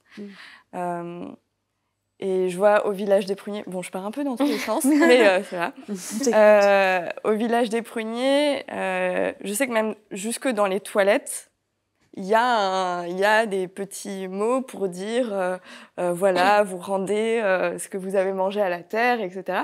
Et donc même chier, c'est sacré. et donc j'aime bien cette notion de sacré, de juste se rappeler ou mettre de la conscience sur le fait qu'en rentrant dans la pleine conscience, on peut sentir ce lien qu'on a avec tout, quoi. Et pour moi, ça, c'est très concret, en fait. C'est pas des trucs ésotérico, je sais pas quoi. Et c'est ça que je vais chercher. Et d'ailleurs, pour moi, dans le BDSM, justement, j'ai vécu des trucs tellement forts que même avec un amoureux, on s'était dit qu'on fait du BDSM tantrique. Parce que tellement de l'ordre de la communion et de la transcendance, et en même temps dans le corps. Et pour moi, ça, c'était, je pense notamment à une expérience qui était, je pense, une des plus belles expériences de communion que j'ai eues dans la sexualité, ou la sexualité de groupe aussi. Il y a beaucoup, ce que je cherche aussi et que je peux appeler tantra parfois par facilité. Et pour moi, tout ça, ça rentre dans le côté sacré de la sexualité, quoi. C'est pas que des pratiques dites tantriques, mais pour moi, ça peut passer par le BDSM, quoi. Cette sexualité sacrée. Show of Hand, qui en fait a de plus en plus envie d'arrêter d'honorer le monopole du mot tantra pour juste parler de sacré. Moi pas. Je sais pas. Moi j'ai mes enjeux autour de l'utilisation du mot sacré aussi. Mais... Ouais, j'allais dire, moi j'ai un peu la même problématique. Tout en ayant une spiritualité, pardon. Ouais, mais je pense qu'on est un peu peut-être sur la même vibe. Mais en fait, moi je serais pour trouver un mot qui soit adapté à notre culture et qui soit, on va réinventer le tantra là, mais qui soit, dans lequel on peut se reconnaître en fait, avec notre bagage culturel à nous et avec la conscience de qu'est-ce qui est importé d'ailleurs. Et moi, le mot sacré ne répond pas à ça. Pour moi, le mot sacré m'envoie à la culture judéo-chrétienne et non, m'envoie pas à ça. Mais par contre, ce que je trouve intéressant dans tout ce qu'on dit là, c'est qu'il y a quand même le point commun de tout ça et la raison d'être de ce temps qu'on a pris pour parler de tout ça, c'est qu'il y a quand même ce lien qu'on fait entre le corps, la spiritualité et la sexualité. Et c'est finalement de ça dont on parle. On parle de pratiques connectantes qui permettent de relier finalement le corps et l'esprit. Et c'est quelque chose qui a du succès dans notre culture parce qu'en fait, on est tellement dans une culture bloquée dans le mental qu'en fait, on a besoin de cette reconnexion. Et moi, c'est plus ça que j'entends et que je retiens de ce qu'on est en train de se dire. Et la question que j'ai envie de vous poser, du coup, c'est vous, à titre personnel, en fait. Qu'est-ce que vous y trouvez dans ces pratiques-là? Qu'est-ce que ça a changé pour vous, le fait de les découvrir? Alors, j'ai envie de faire le point avec cet échange qu'on vient d'avoir, parce que en réalité, moi aussi, ce mot sacré, je le mets très en lien avec notre culture judéo-chrétienne. Et effectivement, on a une culture qui nous a dit, pour être dans la spiritualité, pour être dans le sacré, il faut faire une croix sur le corps et sur nos sexualités. Et je crois qu'en tant qu'humain, on a besoin de spiritualité, c'est-à-dire qu'on a besoin, à certains moments de nos vies ou dans certains espaces, de pouvoir se dire il y a quelque chose de plus grand que moi qui est à l'œuvre. Je vois des trucs dans ma vie se passer, ou à des moments où j'ai plus de ressources, etc. Voilà, il y a des choses il y a des ressources qui arrivent. Bon, et je trouve que chacun a cette possibilité aujourd'hui dans notre société laïque de se construire sa propre spiritualité sans que ce soit une religion, en fait. Et donc sans qu'on te dise comment est-ce que tu dois vivre ta spiritualité by the book. Et littéralement. et du coup, je pense qu'on a... Enfin, moi, j'ai vraiment ma spiritualité. Mes accompagnements sont basés sur mes croyances spirituelles et je me place à un endroit sacré, du coup, quand j'accompagne. Mais en fait, je ne le dis pas aux personnes que j'accompagne particulièrement. Ce qu'elles voient, c'est qu'il y a un respect, il y a une bienveillance, il y a une acceptation de l'autre tel qu'il est, telle qu'elle est, à ce moment-là, de sa vie, de son chemin, une confiance dans ses ressources aussi. Donc il y a des qualités pour moi du sacré, il y a la confiance, il y a la clarté, il y a la créativité, il y a tout un tas de choses. Mais le problème pour moi, c'est que dès qu'on commence à coller un vocabulaire religieux, et c'est pour ça que dès qu'on commence à expliquer depuis tout à l'heure comment ça peut être quand on est dans ces endroits, il y a une partie de moi qui décroche en fait. Parce que je tiens à cette pudeur à ce niveau-là, tout en étant dans un milieu sexpo qui décloisonne complètement l'idée de pudeur, d'intimité, etc. Donc ça parle de moi quoi, et de mes besoins. Et je crois qu'effectivement, on a une culture qui a besoin de remettre du respect, de la douceur, de la compréhension, de l'acceptation dans les espaces intimes, dans les espaces de nos sexualités, dans notre rapport à notre corps. Et ça, visiblement, le tantra le fait quand on n'est pas avec des facilitatrices, facilitateurs qui nous expliquent la religion telle qu'elle doit être. Mais quand on est avec des personnes qui nous laissent vivre nos expériences vers notre chemin, quoi. J'ai très envie de faire un point privilège aussi. Parce que pouvoir accéder à ces espaces subtils, justement, sensationnels, et faire de la place à ses émotions, et prendre le temps d'aller chercher une sexualité qui soit incarnée, pas performative, c'est pas possible pour plein de personnes. C'est vraiment pas possible de tourner son regard à l'intérieur et de prendre du temps pour l'immobilité quand on doit trouver un moyen de remplir le frigo. Et du coup, cette sexualité sacrée, ce tantra, ce slow sex, c'est le privilège des gens qui peuvent ralentir. Moi, je suis touchée par la conversation parce qu'en fait, ça m'amène à mon histoire personnelle. Du coup, ça va être croustillant. Mais en fait, et ça, je pense que ça regroupe à la fois les dérives sectaires, la religion et tout ça. Et ce que aujourd'hui, moi, j'essaye de changer, c'est... je ne sais pas trop comment le formuler, donc je vais essayer d'être assez simple. Mais les boomers du tantra, je suis désolée, c'est un peu shamant. Ne vous vexez pas en commentaire. Avec leur site. Non, mais je ne veux pas shamer qui que ce soit, mais parce qu'en plus, j'ai vraiment de la reconnaissance, encore une fois, car vous nous avez amené un super outil. Mais voilà, j'aimerais qu'en fait, ce soit un outil et pas une religion.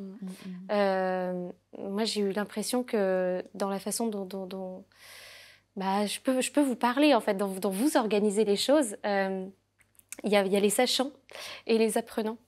Et j'ai eu l'impression, moi, qu'en fait, on m'apprenait à vivre ma sexualité. Et c'était pas forcément juste. Et en fait, il y a eu beaucoup de trucs qui n'étaient pas OK, à la fois d'histoire d'ego et et de religion, quoi. Tu dois faire ci, c'est pas normal que ton corps ressente pas ça. Et ça me... Ouais. En tout cas, c'est comme ça que moi, je l'ai vécu. Peut-être que c'était pas le but des gens qui m'ont enseigné ce type de truc, mais en fait, moi, je suis hyper touchée par les dérives sectaires parce que j'essaie justement d'en sortir. Pour moi, en fait, le tantra, la connexion à soi et à l'autre, ce qu'on propose, pour moi, c'est vraiment juste un espèce d'outil pour pouvoir aller regarder à l'intérieur de soi et aller voir ce qu'on ressent et ce qu'on aime. Et c'est en aucun cas, mais en aucun cas, une religion, quoi. Moi, je suis pas du tout religieuse et je veux vraiment qu'on puisse changer ça, de dire aux gens ce qu'ils doivent ressentir. C'est pas ça, quoi. C'est juste... vous avez envie d'aller... Ça vous chatouille, vous avez envie d'aller voir ce qui se passe, vous avez envie d'aller découvrir des choses sur vous, sur votre sensibilité, votre intimité, votre rapport à l'autre. Voilà une boîte à outils. Mais non, je ne vais pas vous dire... à votre âge, c'est important de copuler tant de fois par mois, sinon vous n'êtes pas normal. C'est pas normal de ne pas ressentir ci quand on vous touche là. Non, il y a des gens, quand on leur fait ça, ça les excite de dingue. Il y a des gens, ça leur fait rien et c'est OK. Et il y a des gens, peut-être aujourd'hui, ça leur fait rien qu'on leur fasse ça. Et demain, ça va leur prodiguer un plaisir de ouf. Et il n'y a pas d'explication, et il n'y a pas de justification. Et c'est juste ce qui est, quoi. Je suis vraiment touchée et j'ai vraiment profondément envie qu'on change ça. En tout cas, moi, j'aspire vraiment à changer ça. On est en train, là, je pense. Ouais. Ça me touche aussi ce que tu dis. C'est le moment de tomber. Non, mais il y a vraiment... ça me touche ce que tu dis parce qu'avec le mot présent, c'est ce que je disais tout à l'heure, c'est vraiment cette injonction aussi, genre je suis censée ressentir quelque chose là. Il faut être connecté. Et le vivre très fort. Et du coup, ça empêche finalement d'aller s'explorer alors que c'est le but à la base. C'est quand même un peu dommage, quoi. Donc non, ça me touche. Je suis hyper contente de la direction qu'on est en train de prendre dans cette conversation. C'est assez chouette. Et ce que vous dites toutes les deux, ça me ramène à cette idée que pour moi, dans mes choix de facilitateur, il doit y avoir vraiment une réflexion féministe et anticapitaliste, parce que un homme blanc de 55 ans qui explique à une jeune femme comment elle doit vivre sa sexualité, mais allô, le patriarcat, c'est vraiment, pour moi, c'est à la limite de l'agression sexuelle. Enfin, vraiment, ça m'active beaucoup quand tu racontes ça. Et à la fois ces nouvelles injonctions à être super connecté, extatique en 2 secondes, ça, c'est du capitalisme. C'est de la performance, c'est des résultats. On cherche des résultats. Alors que justement, tout le propre de ces pratiques, c'est d'aller dans une sensation et de juste voir ce qui est et d'être OK avec ça. Et pour moi, c'est profondément anticapitaliste, mais c'est hyper dur. Ça me fait trop rire parce que, alors vous n'étiez pas toutes dans tous les talks, moi je suis dans tous les talks, et en fait c'est drôle parce qu'il y a des choses qui reviennent à chaque talk. Alors déjà on parle pas beaucoup de sexe, c'est quand même très drôle, déjà de base. On parle beaucoup de la solution, c'est de tuer le capitalisme, quel que soit le problème, et le patriarcat. Et les grands méchants.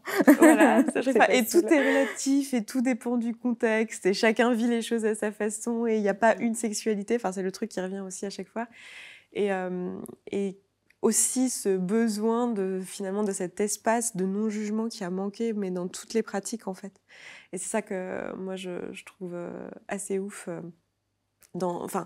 À tous et toutes vous écouter. Et là, je suis hyper contente. En fait, c'était encore une fois pas fait exprès, c'est arrivé quelques fois pendant ces talks, mais on est que des femmes et je trouve que ça crée quelque chose d'assez magique dans la conversation et ça permet de parler de ce genre de choses et pour moi c'est d'utilité publique en fait de parler de ça et de le rattacher finalement à des pratiques. Enfin, c'est assez intéressant de se rendre compte que je pense que je suis assez certaine que même si on ne parlait pas de sexualité, si c'était pas le thème des Pillow Talk, mais que c'était le thème ce serait un total autre thème, je sais pas. J'ai pas d'idée de thème là parce qu'il faudrait que Cuisine. Je suis sûre qu'on reviendrait à cette problématique de toutes les injonctions, le patriarcat, l'hétéronormativité, toutes ces choses-là. Donc je trouve ça assez exceptionnel. Je pense qu'il va être temps qu'on aille vers une fin de discussion. Ouais. Et je tenais beaucoup à la question que je vous avais posée un peu plus tôt, qui est qu'est-ce que ça a changé pour vous à titre personnel, dans votre expérience, parce que là, on a fait beaucoup de partage de connaissances et de débats, et je trouve ça très, très riche. Mais je vous ai, vous, sur le set, donc j'aimerais beaucoup savoir, à titre personnel, ce que ça vous apporte et ce que ça vous apporte aujourd'hui. Ce que vous cherchez peut-être pour le futur aussi. Répondez à la question qui vous plaît dans tout ça. C'est la même intention. Est-ce qu'avant, parce que j'ai le faux mot, je peux juste rebondir une seconde sur ce qu'elle a dit? Faut juste pas oublier ma question. Non, je l'oublie pas parce qu'elle est trop bien en plus. Je voulais juste dire aussi, parce qu'on a beaucoup, du coup, je trouve hyper juste ce que tu dis sur le capitalisme et on a beaucoup parlé d'expériences un peu extatiques et tout, mais il y a aussi plein d'expériences, moi, que j'ai eues de malaise, de... Rien. Je sens rien, je suis dans ma tête, oui, je te regarde d'un air profond, mais je suis complètement dans ma tête. Voilà, c'est normal. Tout est normal. Ça aussi, c'est la conclusion de tous les pays. Et des fois, c'est juste pas le moment, quoi. Ça peut être le bon moment dans ta vie, mais là, aujourd'hui, t'as raté ton métro ou tu viens de recevoir une notif gênante et tu seras pas dedans. Moi, ça m'a vraiment... les espaces de tantra, ça fait partie, en fait, des espaces, des outils en réponse à mes besoins de développement perso, quoi.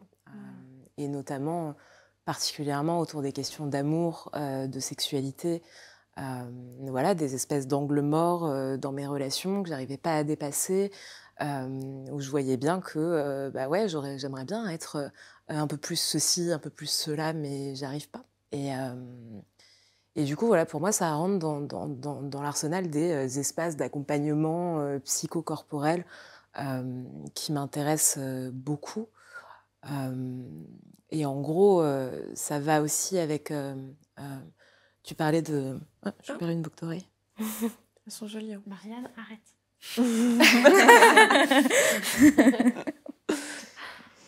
Et moi, particulièrement... En fait, moi, je crois beaucoup à cette histoire d'émotions, effectivement, qui restent somatisées dans le corps et à ce qu'on appelle, du coup, des cuirasses émotionnelles qui se construisent. Et il y a beaucoup d'ostéos qui travaillent là-dessus, des kinésios, des coachs, des machins, enfin, voilà.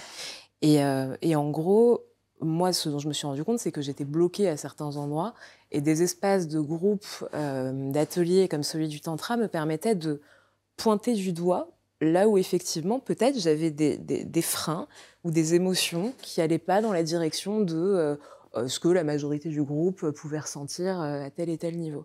Mais ça, enfin voilà, après, comment on le traite, ça dépend de la personne, ça dépend de où est-ce qu'on en est dans notre chemin de développement perso, est-ce qu'on a envie d'aller ouvrir ou pas.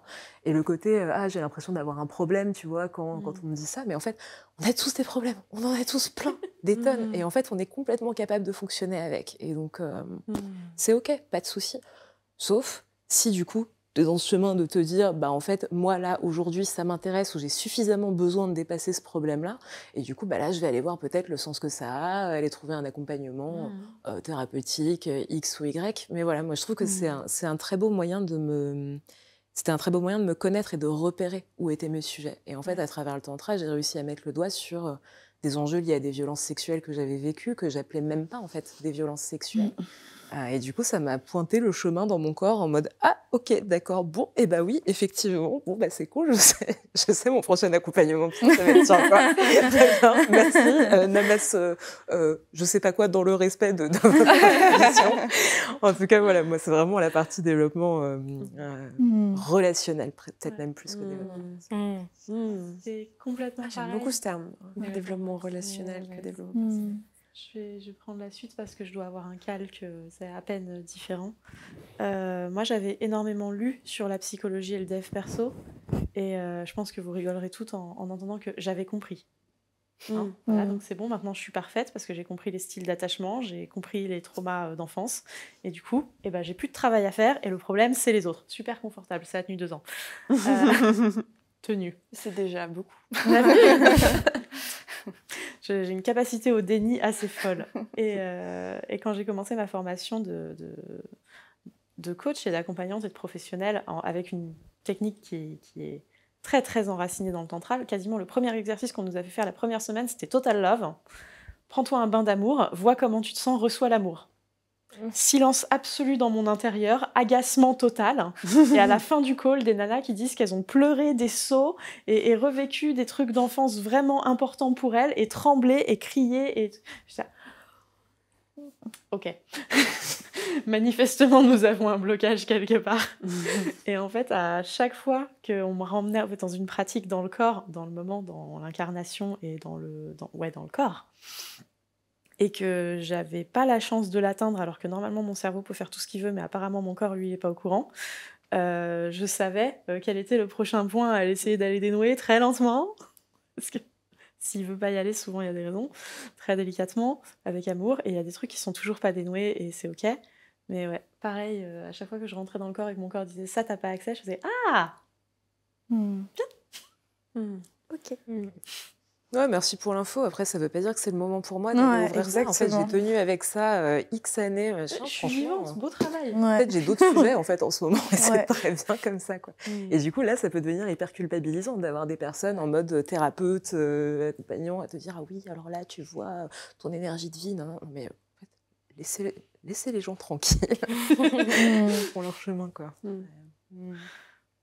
Les autres, qu'est-ce que ça vous a apporté comme vous voulez. Et l'injonction à être totalement intégré, c'est aussi hyper formatif. Hein. Oui. Foutez-nous la paix. Moi, je pratique beaucoup personnellement et des petites choses. Donc c'est clairement, moi, l'intention de base, c'était me reconnecter à mon corps. Et je pense que c'est important, enfin, moi, dans mon histoire personnelle, quand on a justement une histoire difficile ou des traumas liés au corps, donc violence sexuelle, rapport à son image corporelle, à l'alimentation, etc. C'est vraiment des choses qui coupent de plein de choses. Et moi, c'est toutes ces pratiques qui m'ont aidée à revenir à l'intérieur en... Je fais ce qu'on appelle du yoga trauma conscient ou trauma informed, enfin, je sais pas comment.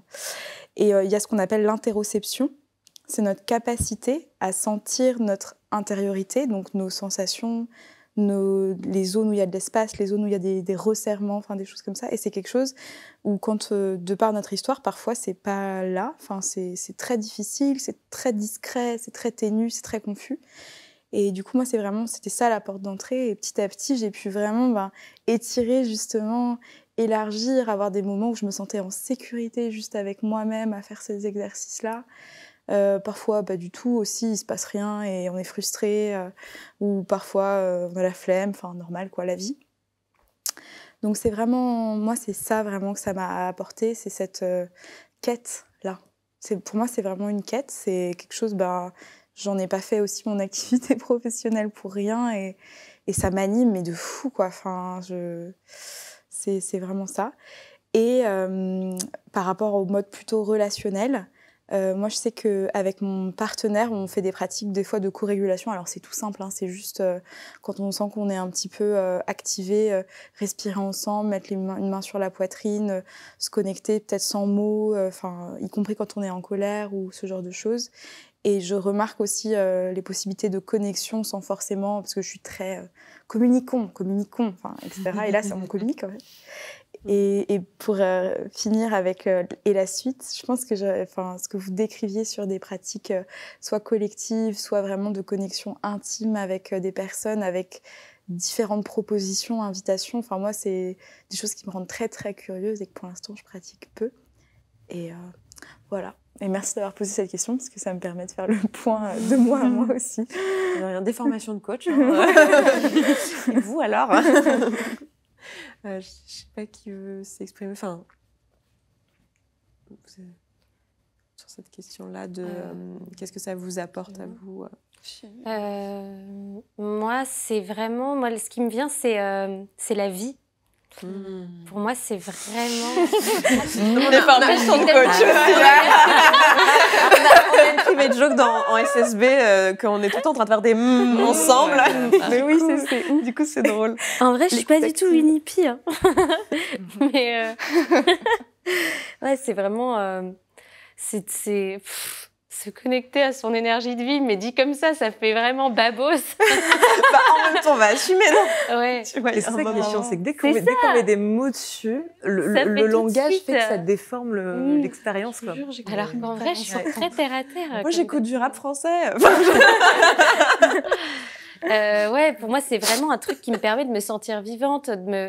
Ça m'a permis... Moi, j'étais très, très complexée quand j'avais une vingtaine d'années. C'est comme ça que je suis venue même au tantra, je pense. C'est parce que j'étais très déprimée, très complexée. Moi, j'ai grandi dans un environnement assez normatif, où il fallait avoir tel tour de taille, où il fallait faire telles études, où il fallait... voilà. Et moi, ça m'a vraiment permis de me ressentir belle, quoi. Et ça m'était pas arrivé... ça m'a pris vraiment du temps. Et voilà, avec le confinement, j'en fais plus. Parce que voilà, c'est pas possible pour moi de faire du tantra avec des gestes barrières. Et j'ai pas envie de faire semblant. Donc, notre asso, elle est au repos. Et voilà, on n'en fait plus. Et je vois que je me sens beaucoup moins bien dans mon corps, beaucoup moins vivante. Et ouais, pour moi, le tantra, c'est toute cette pratique telle que nous, on la pratique. Moi, c'est vraiment un truc qui me permet de sentir mon énergie, quoi, d'être plus présente, d'être plus connectée, d'être plus ouverte aux autres. Je vois que quand j'en fais moins, je mets beaucoup plus de temps à me connecter avec les gens. Je regarde moins les gens et je vois que mes barrières autour de moi sont beaucoup plus solides. Alors que pour moi, ça me permet vraiment de baisser les armes un peu aussi. Voilà. Entre autres, je pourrais en parler. Je vais bien essayer de répondre. En même temps, la réponse qui me vient, je me dis qu'elle est bien perchée. Auto-jugement. Je ne vous jugerai pas, je range ma partie. Moi, j'adore le perché. Vas-y. Et en même temps, c'est vraiment, je crois, le truc le plus intime pour moi. Donc voilà, c'est intéressant de le poser là. Moi, je pense que ce que ça m'apporte le plus, c'est la communion. Et je sens que ça me touche, qui est ce que je cherche le plus dans ma vie. Et je pense aussi que ça part... qu'il y a un manque en fait en moi, un manque fondamental qui vient de... Bon, je vais aller dans le perché, qui vient de cette frustration aussi, d'être seule, d'être séparée, et il y a une aspiration à sentir que je fais partie d'eux. Et pour moi, ce chemin, il guide clairement tout ce que je fais dans ma vie. Au final, ça revient toujours à ça. Et en même temps, j'ai vraiment de la gratitude pour ce manque. Parce qu'il m'amène sur ces explorations-là. Et je vois que je peux méditer et ressentir de la plénitude, faire des trucs, des projets qui me donnent pendant un instant l'impression d'accomplissement, où je me sens pleine, ou nourrir des aspirations, des valeurs, des besoins. Et en même temps, à chaque fois, y a de nouveau, ce qui est normal, ça fait partie de l'incarnation de l'humanité, quoi, de l'insatisfaction, de machin, de trucs. Et pour moi, le tantra, entre autres pratiques, me permet enfin, le tantra... Au sens où j'entends. Le nouveau mot qu'on aura inventé d'ici là. On le notera. Un petit groupe de travail. Pratique reconnectante, il y avait un petit début. Ouais. Néo-tantra, mais ouais, c'est pas assez. Néo-tantra, ouais. C'est pas assez, ouais. Il nous faudra un peu de cours. Hein. Mais le tantra, on se comprend. Vas-y, du coup, ça me permet, quand de sentir, parfois, évidemment pas tout le temps, cette communion-là. J'ai du mal à mettre des mots. Et en plus dans la relation. Ce qui est d'autant plus précieux parce que communier sur un coussin, oui, je fais un avec l'univers, tout ça. Bon, c'est assez désincarné finalement, quoi. Et c'est pas ce que je cherche. J'ai envie de faire vraiment un, justement avec la matière, quoi. Donc voilà. Voilà, je pense que ce que ça me permet, c'est de vivre cette spiritualité-là dans la relation, cette communion-là dans la relation. J'ai perdu fil, je ne sais pas qui s'est exprimé sur cette question et qui ne s'est plus exprimé. Pas encore. Donc, je pense que ça nous apporte. Je crois qu'il manque que toi. Hein. Il manque que moi sur ce sujet-là, sur ce que ça m'apporte ou ce que je pourrais rechercher. Je me sens pas attirée par ces sujets, en fait. Les fois où j'ai poussé la porte, c'était vraiment de la pure curiosité. Et je me sens pas prête, je crois. Il y a une part de moi que ça fait un peu rêver quand j'entends, j'ai ressenti des choses au bout de mes doigts. Enfin, je me dis, oh, ça doit être fou, quoi. Et pourtant, j'ai fait un jeûne long de 21 jours il y a maintenant bientôt 2 ans. Et j'avais ressenti des choses assez extraordinaires. Même, j'en ai pas parlé quand j'ai documenté ça parce qu'à ce moment-là, c'était pas quelque chose que je voulais partager, mais j'avais ressenti un éveil spirituel. Enfin, ce que moi, le mot que je mets dessus, c'est un éveil spirituel. Mais j'avais aussi ressenti des choses au niveau de mon corps et au niveau de ma sexualité, de ma sensualité. Enfin, il s'était passé des choses. Et en fait, à ce moment-là, j'étais contente de l'accueillir, mais j'avais pas envie de creuser plus. Et c'est vrai que depuis, en plus, j'ai pas mal de questions parce que j'en ai parlé publiquement. Donc, en fait, j'ai pas mal de questions.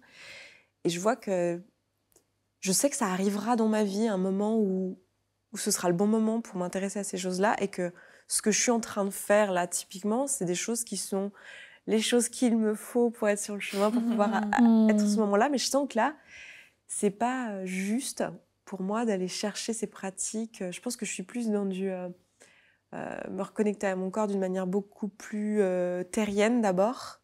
Je sais pas si ça marche ce que je dis, mais avant d'aller dans le corps par la porte d'entrée de la spiritualité.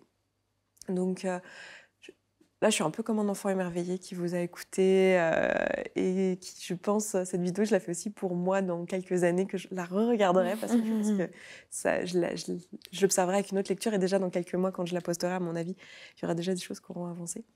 Donc voilà pour moi. Et en plus, c'est une très belle transition vers la dernière question que je veux vous poser pour conclure. Je propose qu'on fasse un tour de table et que vous nous disiez à toutes comment c'était cette discussion pour vous. Est-ce que ce que vous retenez ou ce que vous avez envie de partager au groupe en une phrase ou deux, de manière très concise, autant que possible.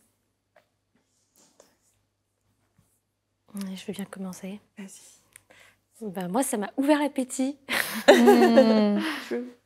Ça m'a donné envie de plus échanger. Je trouvais ça hyper chouette. Je trouve ça cool d'être assise et de pas envie de dire de réfléchir ensemble, mais de parler ensemble de ces sujets-là, parce que j'ai l'impression qu'en fait, on se nourrit vachement les unes des autres. Ce qui change vachement des débats sur CNews.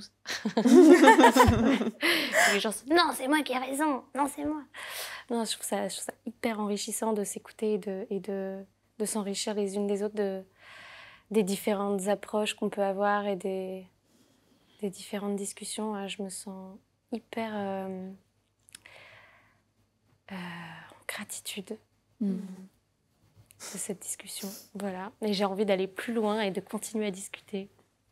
Il y aura un live Twitch de plusieurs heures à la suite de la publication. Je vous aurais mis les horaires et tout, parce qu'au moment où je vous parle, je n'ai absolument aucune idée de quelle date, quel horaire exactement. Mais il y aura un live Twitch et vous serez tout invités si vous souhaitez venir passer même une demi-heure ou quoi.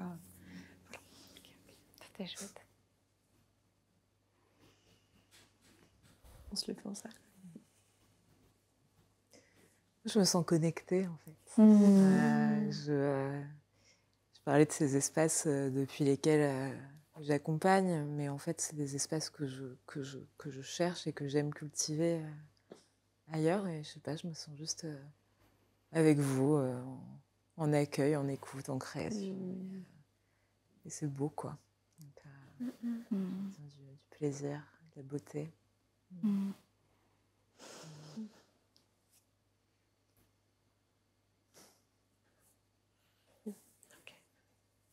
Moi, j'ai une partie de moi, en fait, est actuellement en train de s'énerver du fait qu'on n'a pas de meilleur mot que tantra et qu'en plus, tout le monde n'a envie de parler que de tantra et on se retrouve à parler de sujets qui nous passionnent mais sous une ombrelle qui ne fit pas parfaitement. La frustration, là, avait besoin de sortir par ma bouche avant que je passe à un autre sujet.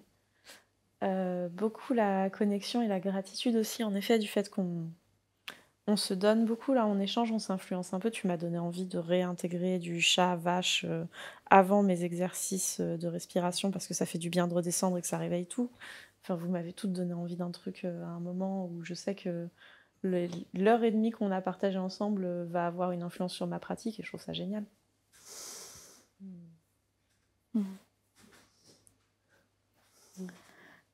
Moi, un peu pareil, je me sens hyper inspirée par vous toutes. Ça m'avait fait un peu un effet similaire au talk BDSM, où du coup, je vais un peu me répéter, mais on voit la couleur de chacune et je me sens hyper inspirée par vous, quoi. Enfin, voilà, je suis arrivée, honnêtement, mon ventre a gargouillé 1000 fois. Je suis fatiguée, j'ai eu un moment où j'étais un peu... Et là, je me sens... Enfin, ça fait un bon moment que je suis complètement immergée avec vous. Alors moi, je constate que depuis tout à l'heure, je me caresse les mains. Et que, je sais pas, je me sens présente. Et encore une fois,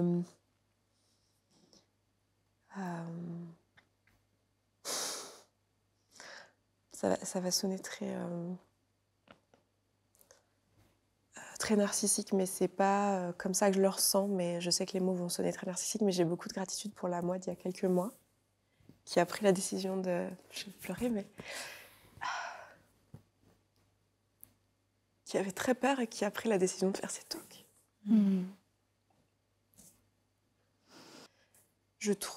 J'espère que ça rejoindra l'audience, mais je trouve que ce qu'on est en train de vivre, talk après talk, avec une couleur différente, c'est magique, quoi. Voilà. Donc je me sens très en sororité, très présente et très connectée à la discussion qu'on a eue, que je trouve pas finalisée, très frustrante, etc. Mais une très belle entrée. Et j'ai beaucoup de gratitude de me dire que des personnes, c'est avec cette vidéo qui vont découvrir le mot tantra. Et je trouve ça très chouette. Merci. Bonne chance.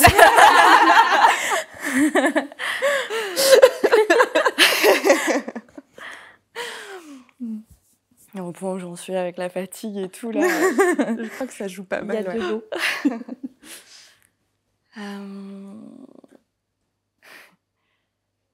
Mais j'ai trouvé l'échange aussi extrêmement riche et j'ai aussi été vraiment inspirée. J'ai l'impression d'avoir eu plusieurs mind blows.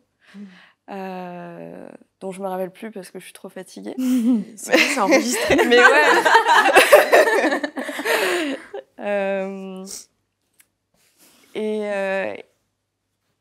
Et aussi, quand une des personnes qui organise m'a dit voilà, t'es sur ce talk, est-ce que ça te va?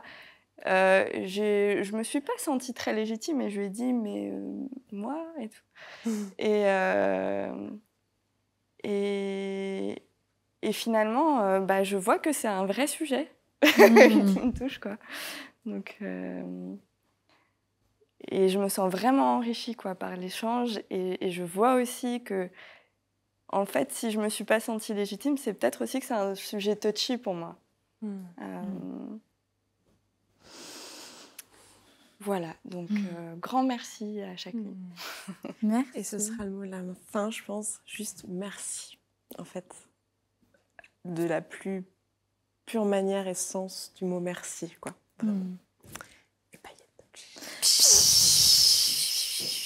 De la même façon, dans mon plaisir, quand j'ai pris conscience qu'il y avait d'autres façons de faire, que j'avais pas forcément à être justement celui qui désirait, mais celui qui pouvait être désiré. Quand j'ai pris conscience que je pouvais aussi ne pas être celui qui déclenchait et être celui qui plutôt recevait, et ben il y a plein de choses qui se sont déroulées. Ça s'est pas fait d'un claquement de doigts, mais clairement ça a été une porte qui s'est ouverte au fur et à mesure et qui aujourd'hui me donne accès à des plaisirs mais que j'aurais jamais pu imaginer. On parlait tout à l'heure du plaisir prostatique, je trouve que c'est un très très bon exemple. Le plaisir prostatique, dans la tête de beaucoup de gens, c'est hyper honteux. Enfin, Dany, tu l'as dit de manière très appropriée, et puis on voit bien l'imaginaire collectif qui se crée autour de le plaisir de se faire pénétrer l'anus en tant que personne éduquée comme homme. Il y a un truc qui en plus a trait à l'homophobie, avec un truc un peu dégradant, alors même que par ailleurs les hommes sont souvent assez amateurs de plaisir anal quand ils le donnent à la personne avec qui ils sont. Donc